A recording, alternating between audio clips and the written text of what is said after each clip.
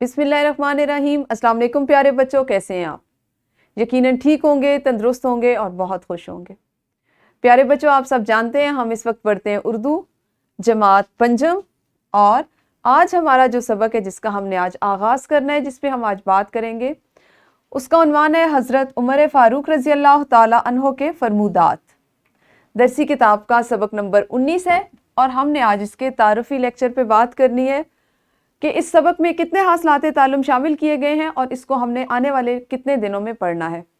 تو جیسا کہ آپ کی کتاب میں موجود ہے، اس میں مجموعی طور پر 9 حاصلات تعلم ہیں، جس کو اگر ہم دیکھیں، کیونکہ یہ اسباق وہ ہیں کہ جن کو ہم زیادہ سے زیادہ وہ چیزیں جن کو دہرائی کی ذیل میں کریں تو 3 سے 4 دن میں یہ سبق ہر طرح سے مکمل ہو جاتا ہے۔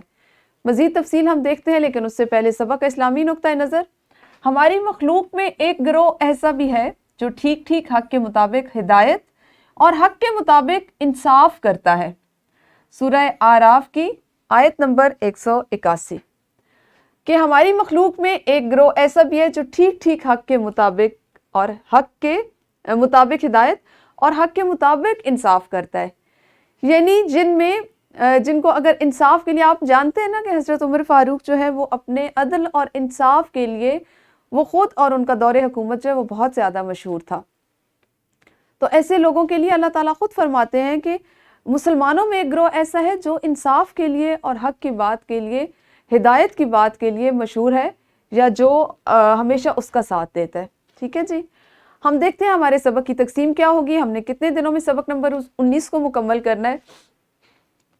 19.1 آپ سب واقف ہو چکے ہیں اس بات سے کہ 19ویں سبق کا پہلا حصہ۔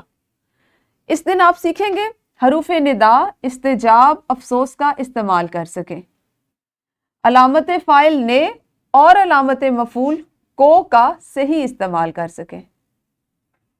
سبق نمبر 19.2 لغت کی مدد سے الفاظ کے معنی تلاش کر سکیں اور اپنی معلومات کو استعمال کرتے ہوئے معاشرتی اور اخلاقی گفتگو کر سکیں۔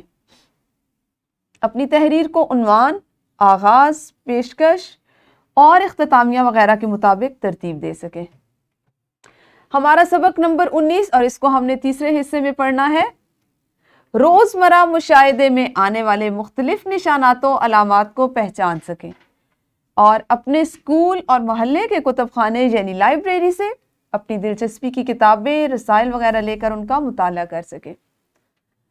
سبق نمبر 19.4 عملی منصوبہ آپ مکمل کریں گے، اور اس دن ساتھ ہی ساتھ ہم نے 1 سے 100 تک گنتی اردو ہندسوں اور لفظوں میں لکھنا ہے۔